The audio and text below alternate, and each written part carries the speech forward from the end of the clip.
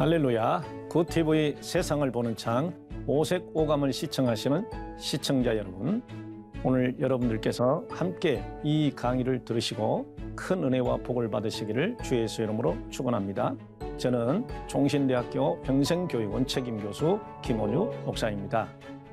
오늘은 기독교인 가정에서 느껴야 할, 그리고 또 기독교 가정들이 알아야 할 불안정 애착이라는 그 단어들, 그래서 그러한 가정들에 대해서 함께 우리가 나누고 하나님 애착으로 치유받는 그런 시간을 같이 갖도록 하겠습니다.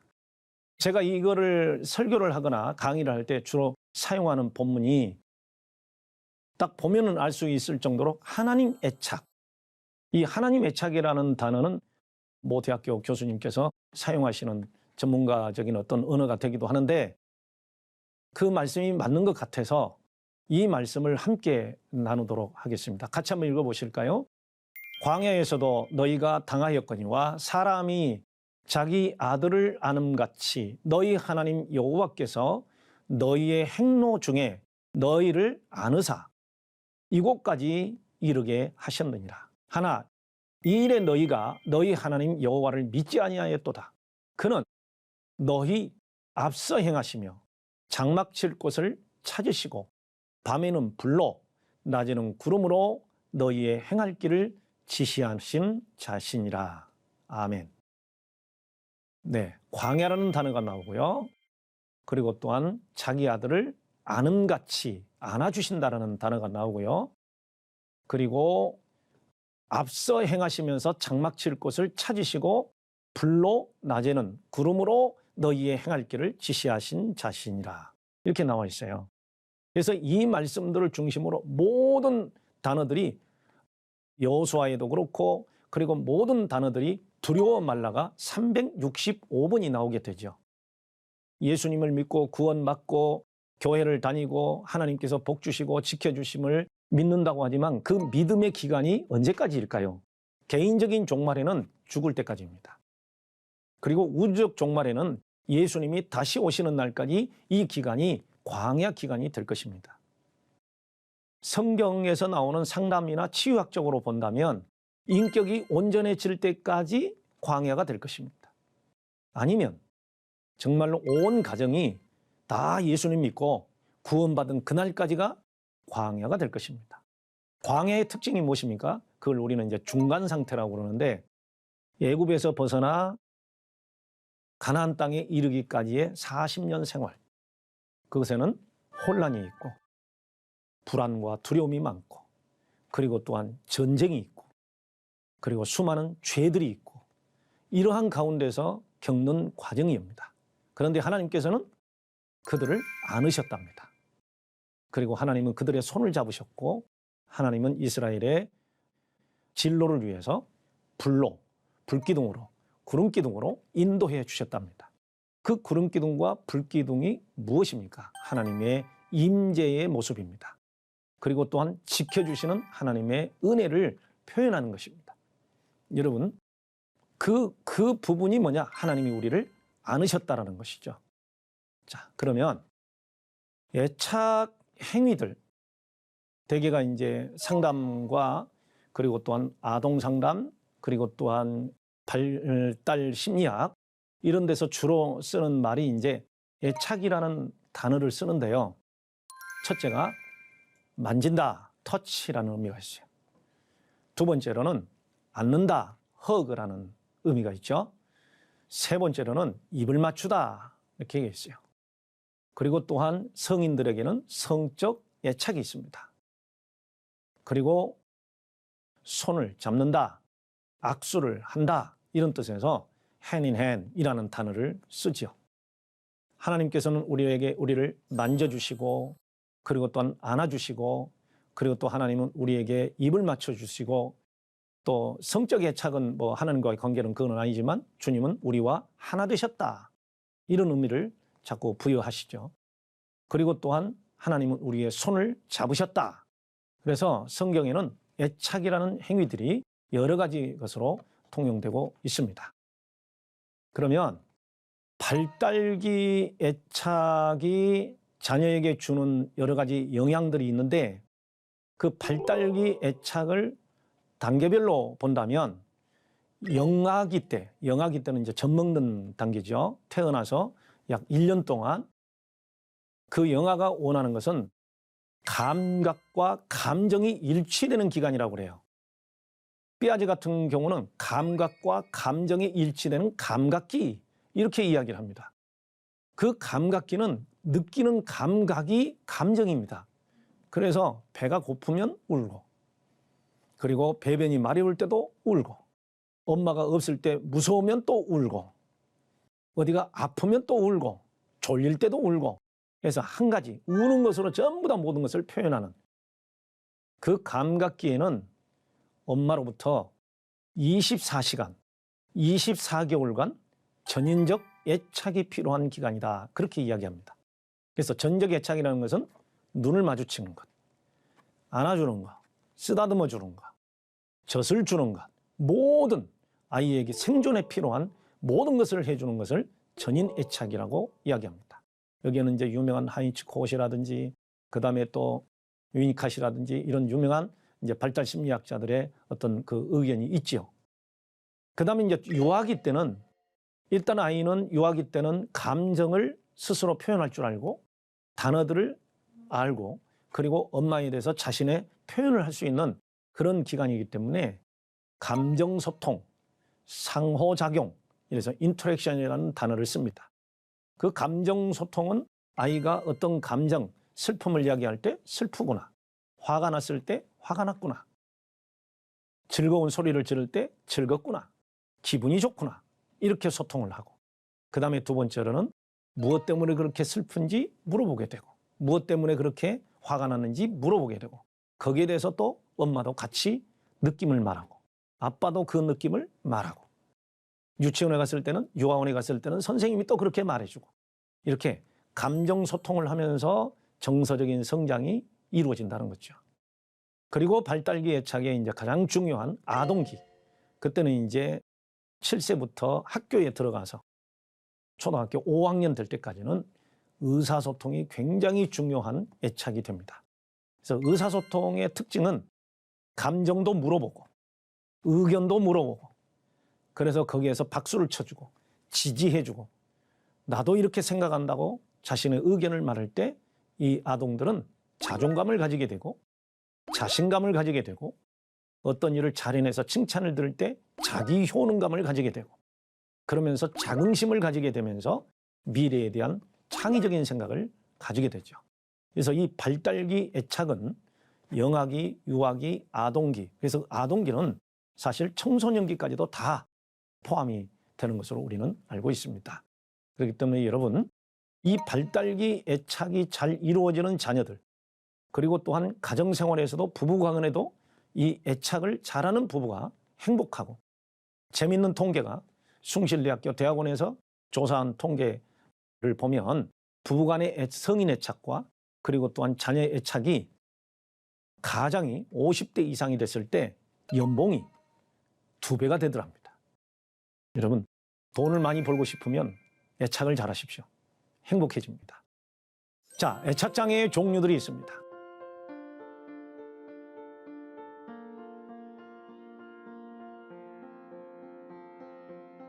우리가 이제 애착이 이루어지지 않아서 생기는 어떠한 인격장애라든지 또한 질병이라든지 그리고 또한 아동들의 어떤 고통 이것들을 우리는 애착장애라고 그러는데 그 애착장애를 사실 어떤 이상심리학에서는 외상 후 스트레스 장애 속에 포함시켰어요.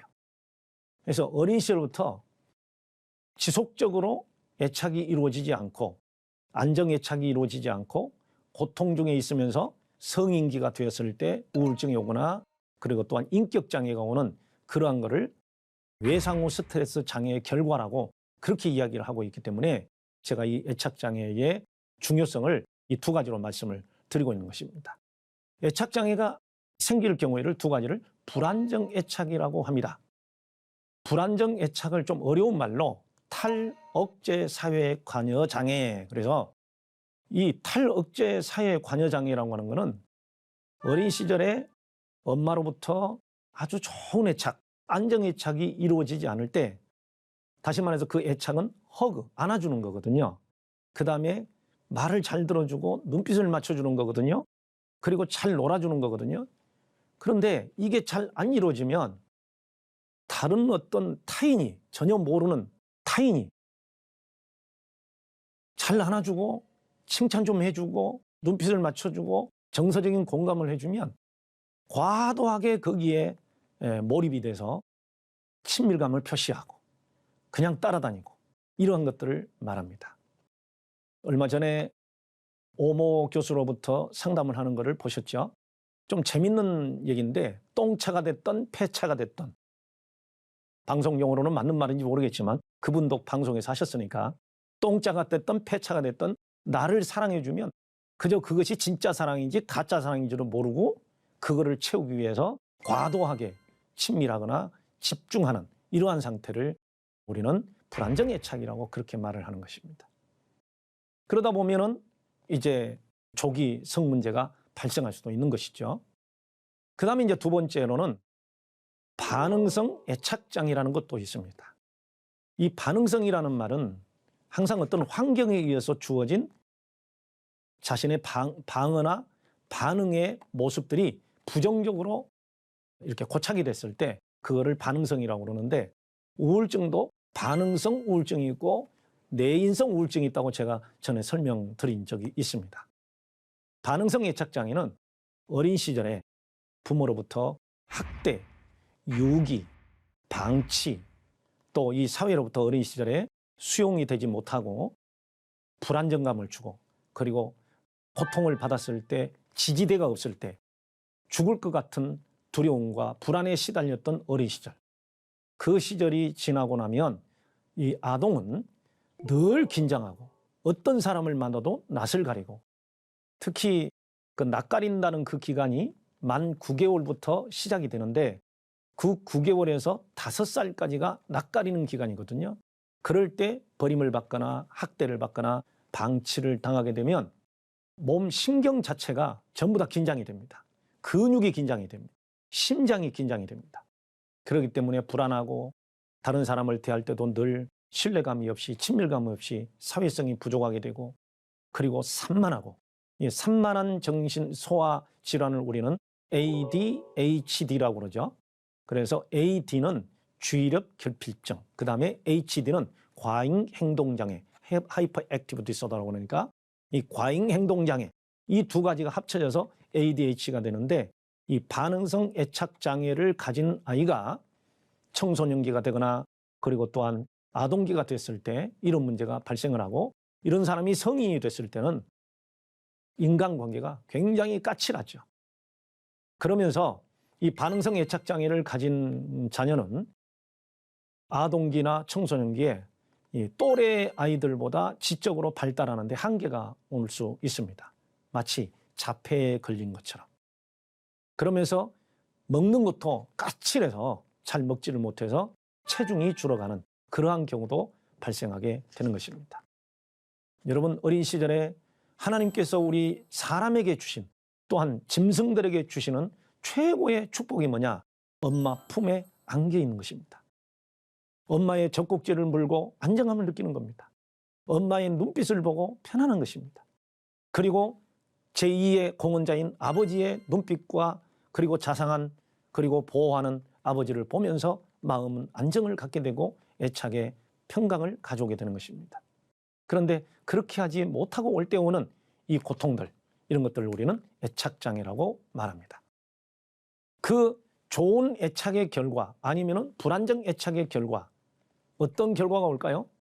화면을 보시면 여러분들은 아마 두 가지가 딱 여러분의 모습을 그대로 나타낼 것이고, 지금 여러분이 양육하고 있는 자녀들이 왜 저렇게 불안정하고 힘들어할까를 볼 수 있을 것입니다. 안정애착은 심리적 안정감, 매사에 긍정성, 그리고 대인관계에서 친밀함. 그 관계에서 뭐 심리학, 신경생물학에서는 세로토닌이라는 말을 쓰는데, 신경 호르몬 세로토닌이 나와서 모든 감정을 편안하게 조절해 주는데 그 조절이 아주 뛰어나죠. 그리고 마음의 평안이 오죠. 자, 불안정애착은 어떻게 될까요? 불안정애착은 학대 그리고 또한 방치 유기에서 오는 것이니까 말 그대로 불안정하죠. 그리고 부정성이 많습니다. 모든 것이 부정적입니다. 그리고 거부감이 많습니다. 어떨 때는 과도하게 자기의 분노나 아니면 자기의 기분을 표현할 때가 많습니다. 그 내면에는 뭐가 있을까요? 공포감이 많습니다. 그 공포감은 버림받음에 대한 공포감인 것입니다. 여러분, 이러한 불안정성, 부정성, 거부감, 과도한 표현, 공포감이 있다 보면은 그 어린 시절에 불안정애착으로 오는 공포감은 3대 공포증이 오게 된다고 제가 전에게 말씀을 드렸죠. 특정 공포증. 부모로부터 보호받지 못하여 갑자기 어떠한 특정한 장소, 특정한 대상, 특정한 짐승, 특정한 사람에게 학대를 당하거나 공격을 당했을 때 오는 그 공포증이 평생을 가게 됩니다. 그 다음에 두 번째로 대인 공포증, 소위 말해서 광장 공포증이라고 그러죠. 낯선 사람이 있는 곳, 폐쇄 공포증, 그리고 지하철이라든지 대중교통 아니면 넓은 광장에 여러 사람이 모여 있을 때 오는 그 공황장애, 공황발작 이런 것들이 다 광장 공포증입니다. 그리고 세 번째로는 사회 공포증이죠. 여러 사람들 앞에서 발표를 하거나 학교에서 학습을 할 때 나와서 발표할 때 다 알고 있지만 앞에 나가면 식은땀이 나면서 공황발작이 일어나고 쉽게 말해서 다 까먹고 다 잊어버리고 벌벌 떨고 서 있는 그걸 이제 소위 말해서 이제 무대 공포증이라고 그러죠. 이렇게 사회 공포증, 대인 공포증, 폐쇄 공포증, 특정 공포증 이러한 세 가지 공포증을 가지고 있는 사람의 특징을 보면은 선천적으로 오는 경우도 있지만 거의 다 어린 시절에 겪었던 불안정 애착으로 오는 공포증이 많은 것을 우리가 발견할 수 있었습니다. 그럼 불안정 애착의 이유들을 다시 한번 정리해 보겠습니다. 오늘날 현실적으로 출산 휴가가 없는 기업들, 그리고 출산 휴가도 아주 짧은 기업들, 경력 단절이라고 그러죠. 어린아이를 낳고 나서 이렇게 일정 기간 동안 직업을 얻지 못하면 나중에 이제 또 직장 생활하는데 도움이 안 되니까 결국은 출산하고 나서 얼마 있어서 아이를 제2 양육자나 아니면은 양육기관에 맡기고 그리고 엄마가 이제 직장을 다니게 될 때 맞벌이 부부가 되죠. 다시 말해서 24개월이 안 됐는데 조기 분리 이런 경우, 그리고 어린 시절에 부모를 사별하거나 엄마를 사별했을 경우, 그리고 주 양육자가 이러한 이유로 집에 없는 경우, 또 아이를 버리고 나가버린 아주 나쁜 엄마, 이런 밑에서 자란 아이는 어떨 때는 탈억제 사회 관여 장애가 있어서 자기를 조금이라도 양육하는데 안아주기도 하고 그리고 사랑해주면 거기에 폭 빠져서 과도하게 내가 이렇게 하지 않으면 버림받을 거야, 이런 생각 때문에 과도하게 친밀을 표시하는 탈억제 사회 관여 장애, 다시 말해서 아까 불안정 애착 장애 이렇게 이야기가 나오는 거고요. 부부간의 갈등과 폭력, 가학적 양육, 그래서 아이를 때리지 마라, 혼자 두지 마라, 바꾸기지 마라, 이 세 가지가 이제 아동 학대 금지거든요. 혼자 두지 마라, 때리지 마라, 그리고 바꾸기지 마라. 이 세 가지의 아동 학대가 있었다면 그것은 반응성 애착 장애로 갈 확률이 그만큼 많아지는 것입니다. 외국 선진 국가들은 이러한 아동 교육과 치유 사역을 이 세 가지의 학대를 절대로 방지하기 위해서 아예 모자 보건법 그리고 또한 아동 학대 금지법을 만들어서 이 세 가지가 3번 고발을 당하거나 고소를 당하거나 그렇게 될 때는 아예 이 아동들을 그 가정에서 빼앗아 가지고 다른 데 입양을 보내는 그런 최고의 방법을 동원하기도 합니다. 그만큼 아동기의 애착은 중요한 것입니다.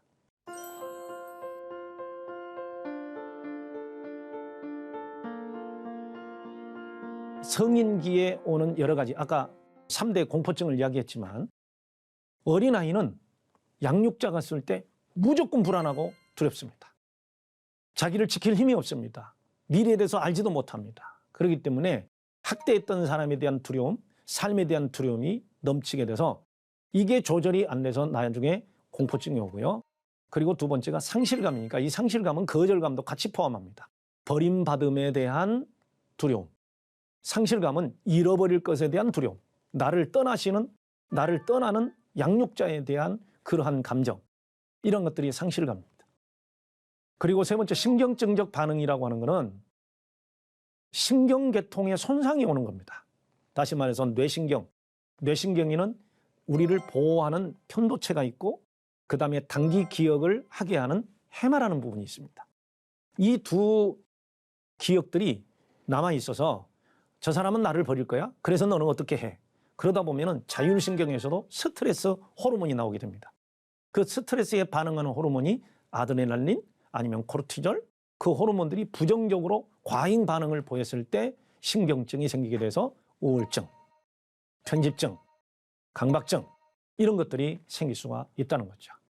우리 전인상담에서는 3대 신경증적 반응을 강박성 인격, 그리고 편집성 인격, 너무 불안해서 의심하는, 그 다음에 세 번째가 우울증.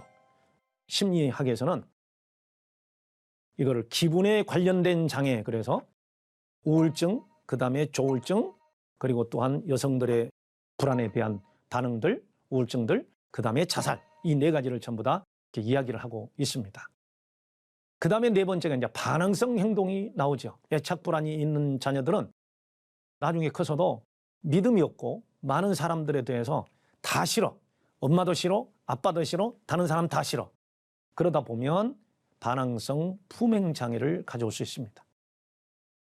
결국은 이런 것들이 치료되지 않고 성인이 됐을 때는 정신적 질병에 시달리게 되는 그러한 일들이 많이 옵니다. 성경은 이렇게 말합니다. 신명기 30절에 무서워하지 마라, 두려워하지 마라. 내가 싸우리라. 31절 너를 내가 안고 있느니라. 아까 우리가 말씀을 읽었죠. 무서워하지 마라, 두려워하지 마라. 내가 싸우리라. 너를 안고 있느니라. 역대하 20장에도 이 싸움은 내 싸움이 아니다. 너희의 싸움이 아니다. 내가 해야 될 싸움이다. 너희는 싸울 것이 없다. 나를 믿기만 해라. 이 얼마나 큰 애착입니까? 그래서 제가 전에 강조했던 하나님의 애착은 우리 사람과 도무지 의사소통이 안 될 것 같아서 예수님을 이 땅에 보내주신 도성인신, 하나님이 사람의 몸을 입고 오셨다. 이것이 최고의 애착이었습니다. 그래서 그 아들 예수께서 말씀이 육신이 되어 우리 가운데 거하시는 그 애착, 오늘 그 애착으로 하나님께서 우리를 치유해 주시는 것입니다. 하나님은 우리를 안고 계십니다. 믿으시기 바랍니다. 다음으로 넘어가서 그러면 예수님은 어떻게 애착을 하셨을까요? 마태복음 보면은 예수님의 분노가 나옵니다. 아이들이 내게 오는 것을 금하지 말라. 그러면서 분이 여기시고 그들이 오는 것을 막지 않으시고 안아주시고 만져주셨습니다. 마가복음 10장 16절에 안아주셨습니다. 그리고 안수하셨습니다. 아까 말씀드렸듯이 요한복음 1장 14절에서는 말씀이 육신이 돼서 우리 가운데 거하시게 됐습니다. 여러분, 지금까지 우리가 애착 불안에 대해서 강의를 들었는데 이 시청자 여러분, 인간의 관계에서, 부모의 관계에서 애착 불안이 있을 때 사실은 너무 힘든 것은 사실이지만, 그러나 지금 다시 우리가 어린아이로 돌아가서 엄마 품에 안기고 엄마 손잡고 할 수는 없지 않습니까? 그로 인해서 생긴 여러 가지 역기능과 정서적인 문제가 있다면 우리의 기도는 이렇게 해줘야 될 때 하나님 애착으로 그 부분을 채워주시고 치유해 주실 것입니다. 같이 한번 기도해 봅시다. 하나님 아버지, 저희 가정이 애정 결핍과 애착 결핍으로 인하여 많은 고통 중에 살았음을 고백합니다. 저희는 신뢰감과 친밀감, 안정감이 없어서 불안과 좌절에 시달릴 때가 많았습니다. 오늘 이 고통의 원인이 불안정한 애착으로 인하여 또한 애정으로 인하여 발생한 것을 알았습니다. 이제 주님 애착으로 채우셔서 평강과 희락이 넘치게 하여 주시기를 예수님의 이름으로 기도합니다. 아멘. 하나님의 말씀으로 세상을 이해하고 바라보는 마음의 창이 여러분 안에 열리기를 소망하며 이 시간 마치겠습니다. 축복합니다.